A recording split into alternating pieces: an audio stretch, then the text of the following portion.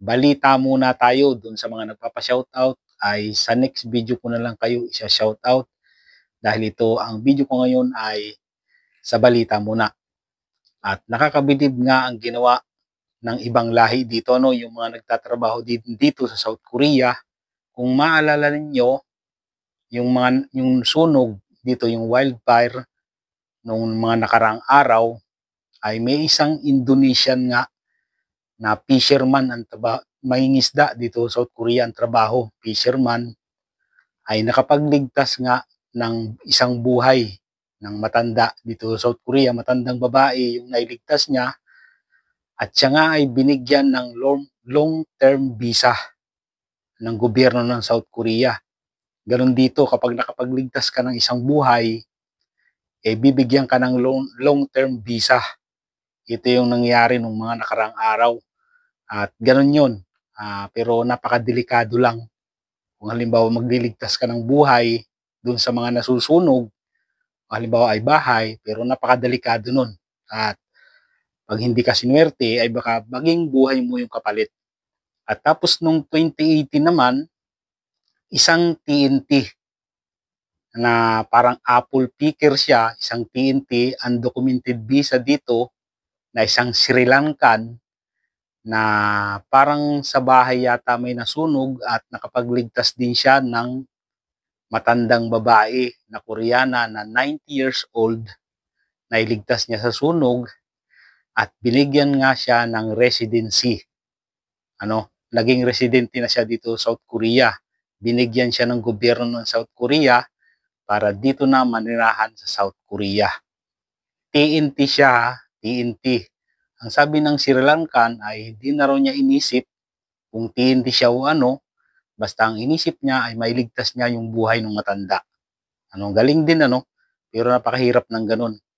At hindi niya na inisip na kung mahuli siya, kasi undocumented siya, hindi niya na inisip kung mahuli siya. Basta ang tumatak sa utak niya ay mailigtas niya yung matanda. At panoorin natin ang video na to. There are numerous unsung heroes who helped fight fires and rescue people during the recent wildfires that swept through the North and South Gyeongsang provinces.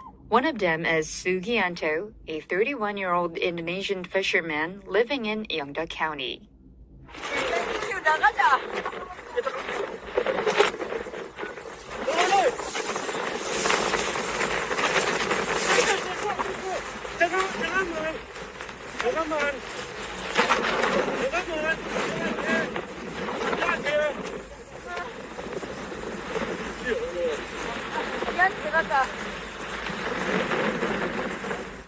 When the wildfire, which first began in Aejeong County, reached Yeongdeok at around 11 p.m., most of the residents in the village were asleep. Sugianto and the head of the village's fishing community went door to door, warning people to evacuate. Sugianto carried elderly neighbors on his back and ran to a seawall around 300 meters away from the residential area.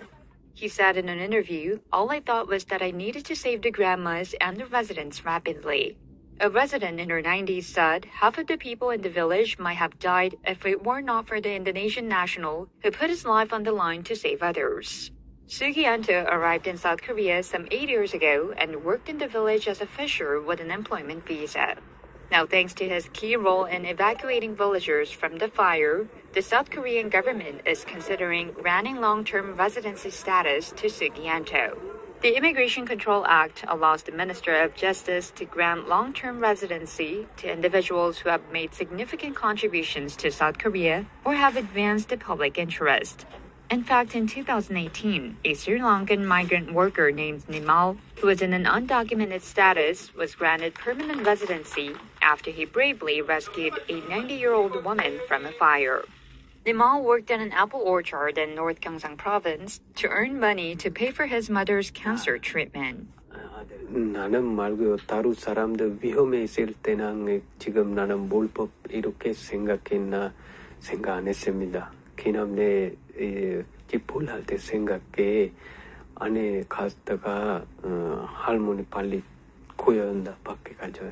이렇게 생각해 갔어요. 대한민국 너무 사랑합니다. 감사합니다.